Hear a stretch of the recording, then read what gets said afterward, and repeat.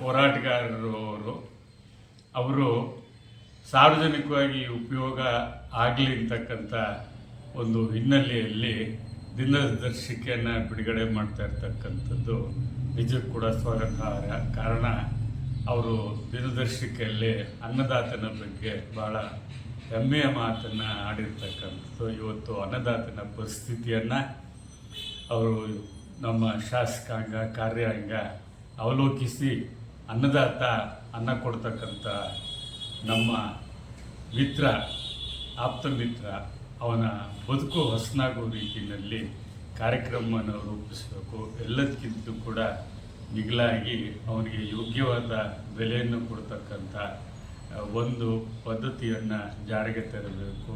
ಇದರಲ್ಲಿ ಸ್ವಾಮಿನಾಥನ್ ವರದಿ ನಮಗೆ ಉದಾಹರಣೆಯಾಗಿರ್ತಕ್ಕಂಥದ್ದು. ಹೀಗೆ ರೈತನ ಬದುಕು, ರೈತನ ಕುಟುಂಬ ಇವೆಲ್ಲವೂ ಕೂಡ ಸಂತೋಷದಿಂದರೆ ರಾಷ್ಟ್ರ, ಸಮಾಜ, ರಾಜ್ಯ ಎಲ್ಲವೂ ಸಂತೋಷದಿಂದ ಇದ್ದಂಗೆ ಆಗುತ್ತೆ. ಆ ರೀತಿಯಲ್ಲಿ ಎಲ್ಲ ಕ್ರಮಗಳನ್ನು ಕೈಗೊಳ್ಳಬೇಕು. ಮಾನ್ಯ ಚಂದ್ರಶೇಖರ ಹೋರಾಟ ಸಫಲತೆಯನ್ನು ಪಡೆಯಲಿ ಅಂತಕ್ಕಂಥದ್ದನ್ನು ನಾನು ಈ ಸಂದರ್ಭದಲ್ಲಿ ಆಶಿಸಿ, ಯಾವತ್ತೂ ಕೂಡ ರೈತನನ್ನು ಕಡೆಗಾಣಿಸಿದ್ರೆ ಅದು ಸಮಾಜಕ್ಕೆ ಶೋಭೆಯನ್ನು ತೋರುವುದಿಲ್ಲ ಮತ್ತು ನಮಗೆ ಅನ್ನಕ್ಕೆ ಹಾಹಾಕಾರ ಉಂಟು ಮಾಡ್ತಕ್ಕಂಥ ಪರಿಸ್ಥಿತಿಗಳೇ ಈಗ ಕಾಣ್ತಾ ಇರ್ತಕ್ಕಂಥ ಹಿನ್ನೆಲೆಯಲ್ಲಿ ರೈತ ಒಂದು ಏನು ಸರೋಜನ ಸುಖಿನೋ ಭವಂತು ಅಂತಕ್ಕಂಥದ್ದು ಹೇಳ್ತೀವೋ ಅದರಲ್ಲಿ ರೈತನಿಗೆ ಅಗ್ರಸ್ಥಾನ ಸಿಗಲಿ ಅಂತಕ್ಕಂಥದ್ದನ್ನು ನನ್ನ ಸದಾಶಯವನ್ನು ವ್ಯಕ್ತಪಡಿಸಿ ಮತ್ತೊಮ್ಮೆ ಈ ಒಂದು ಹೊಸ ವರ್ಷ ಹಾಗೂ ಬರಲಿರ್ತಕ್ಕಂಥ ಸಂಕ್ರಾಂತಿಯ ಶುಭಾಶಯಗಳನ್ನು ಹೇಳಿ ಜನರಿಗೆ ನನ್ನ ಕೃತಜ್ಞತಾಪೂರ್ವವಾದ ಆಭಾರಗಳನ್ನು ಸಮರ್ಪಣೆ ಮಾಡಿ.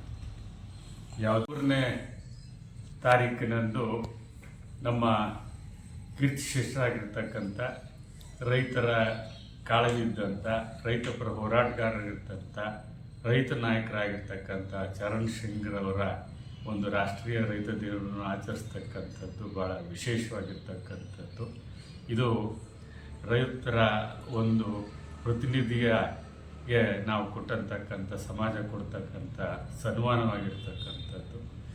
ಈ ಒಂದು ರಾಷ್ಟ್ರೀಯ ರೈತರ ದಿನದಿಂದ ಪ್ರಾರಂಭವಾಗಿ ಏನು ಹೋರಾಟದ ಬದುಕಿದೆ ಆ ಹೋರಾಟಕ್ಕೆ ಒಂದು ಫಲವನ್ನು ಸಿಗಲಿ ಇರ್ತಕ್ಕಂಥದ್ದನ್ನು ನಾನು ಮತ್ತೊಮ್ಮೆ ಆಶಯ ವ್ಯಕ್ತಪಡಿಸ್ತೇನೆ.